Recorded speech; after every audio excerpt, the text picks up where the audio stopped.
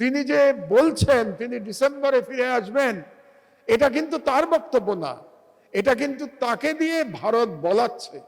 কেন বলাচ্ছে এটা আমাদের বুঝতে হবে। যে মাদ্রাসার ছেলেদের যে অবদান, সেটা স্বীকার করতে আমাদের সমাজে একরকম কুণ্ঠা আছে। আমরা তাদের নামগুলো আমরা পত্রিকায় খুব একটা দেখি না, অন্য প্রতিষ্ঠানের নামগুলো যত দেখি, তাদের কাহিনী আমরা অতটা পড়ি না, অন্যদের কাহিনী আমরা যতটা পড়ি। আমাদের দৃষ্টিতে সকল শহীদের একই মর্যাদা, একই সম্মান।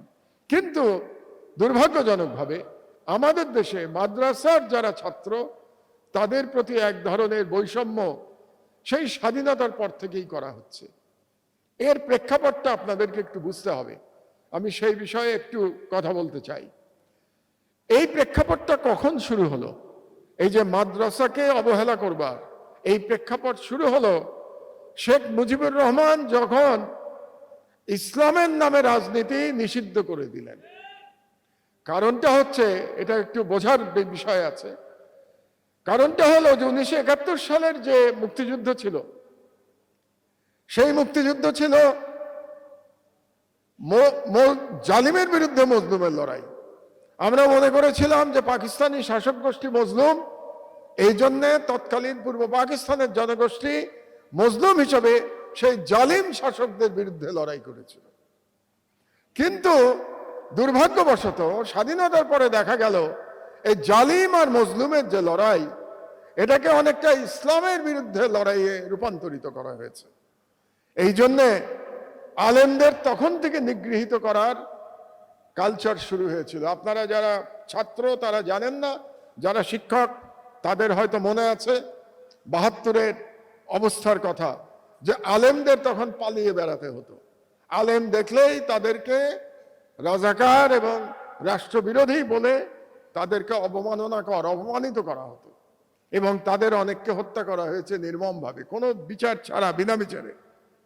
এবং যখন শেখ মুজিবুর রহমান বললেন যে ইসলামের নামে সমস্ত রাজনীতি নিষিদ্ধ, তখন থেকেই শুরু হয়ে গেল বাংলাদেশে এই আলেম সমাজ এবং এই মাদ্রাসার শিক্ষাকে অবমূল্যায়ন করার ইতিহাস।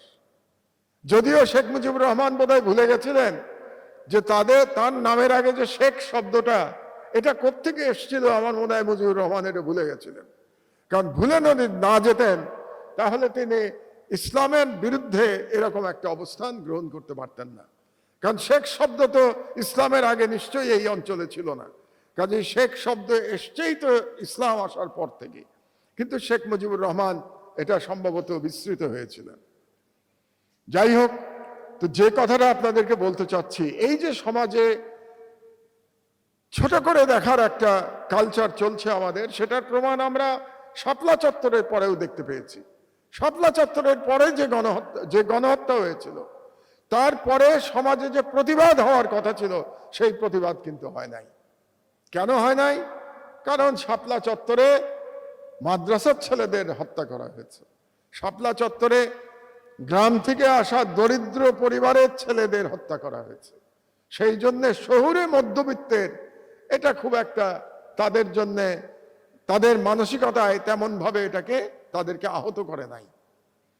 তো এর থেকে আমাদের বুঝতে হবে যে যদি মাদ্রাসার ছাত্র শিক্ষকদের তাদের যেটা প্রাপ্য সম্মান সেটা পেতে হয়, তাহলে সেই প্রাপ্য সম্মান তাদেরকে আদায় করে নিতে হবে।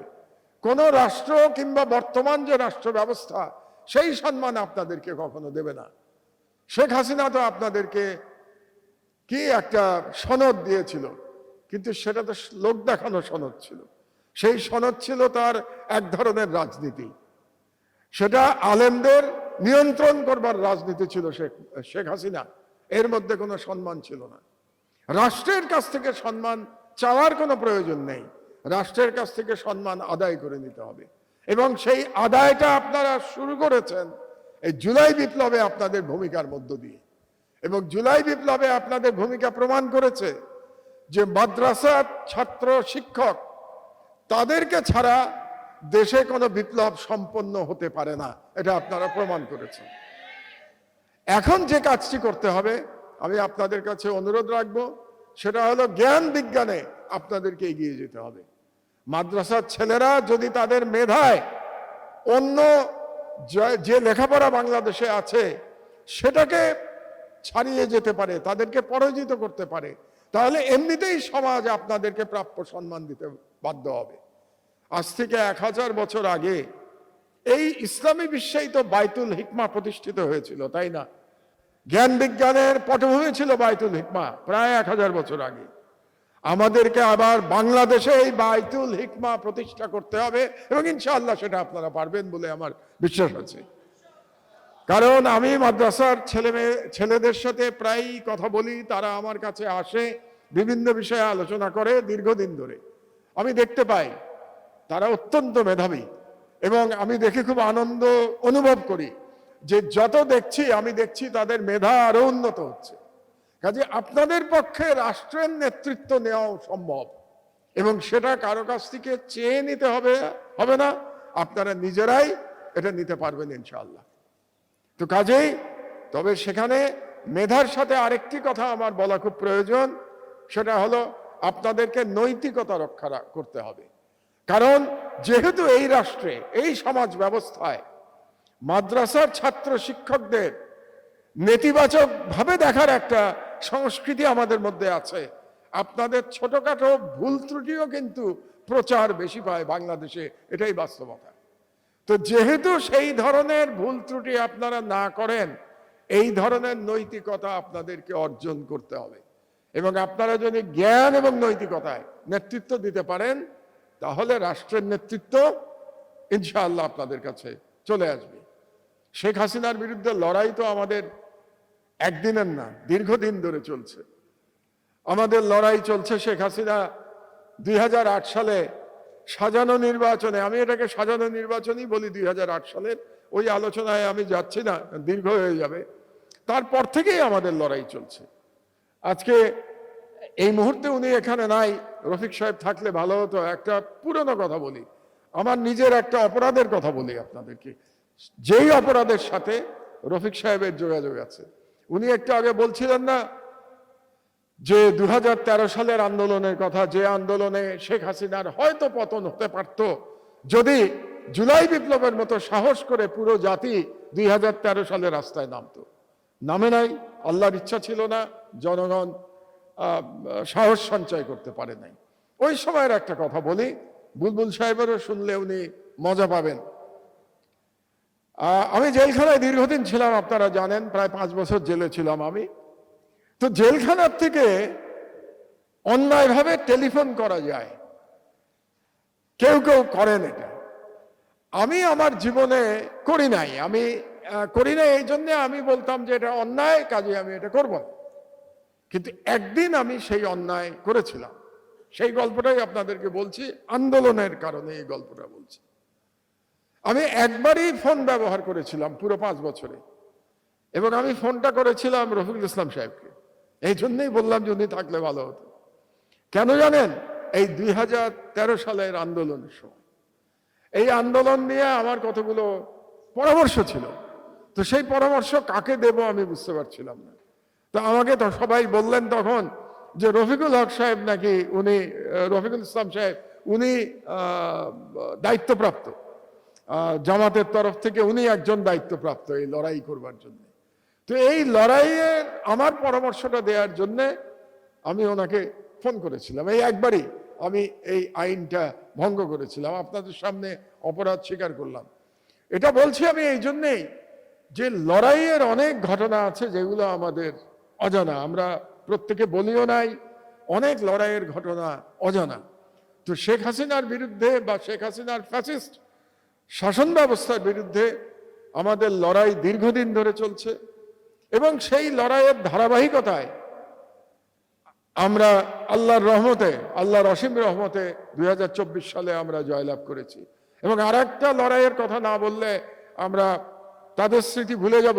2018 সালে যে কোটা আন্দোলন হয়েছিল, এটাও আমাদের উল্লেখ করা উচিত। এগুলো সব ধারাবাহিক লড়াইয়ের স্তর।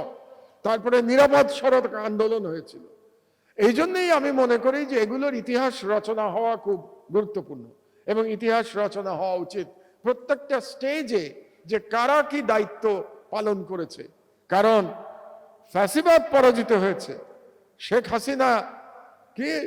হাসিনা পালায় না বলে তিনি পালিয়ে গেছেন দিল্লিতে, কিন্তু তার ষড়যন্ত্র বন্ধ হয় নাই।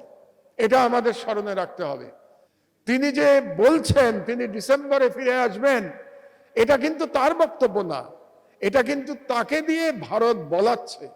কেন বলাচ্ছে এটা আমাদের বুঝতে হবে। এবং আমি মনে করি যে আপনারা সবাই এখন অনেক খোঁজ খবর রাখেন এবং আপনারা অনেক পড়াশোনা করেন, আপনারা রাজনীতি বোঝেন। কাজেই আমাদের আগামী লড়াইয়ের জন্য প্রস্তুতি নিতে হবে এবং সেই লড়াইতে আমি আহ্বান জানাবো, আপনারা জুলাই যোদ্ধা যারা ছিলেন, তারা যে দলেরই হন না কেন, সেটা বিএনপি হোক, জামাত হোক, এনসিপি হোক, সকল জুলাই যোদ্ধা যেন ফ্যাসিবাদ প্রতিহত করবার জন্য এবং ভারতীয় আধিপত্যবাদ দিল্লির বিরুদ্ধে লড়াইয়ে আপনারা ঐক্যবদ্ধ থাকবেন, এটাই আমার প্রত্যাশা। এবং আজকে এই অনুষ্ঠানের মাধ্যমেও আপনাদের সামনে আমি এই আহ্বান রেখে এবং জুলাই বিপ্লবীদের প্রতি, প্রতিটি জুলাই বিপ্লবীদের প্রতি আমার অন্তরের অন্তঃস্থল থেকে গভীর শ্রদ্ধা জানিয়ে আমার বক্তব্য শেষ করছি। আল্লাহ হাফেজ। বাংলাদেশ জিন্দাবাদ। জুলাই বিপ্লব দীর্ঘজীবী হোক। ইনকিলাব জিন্দাবাদ।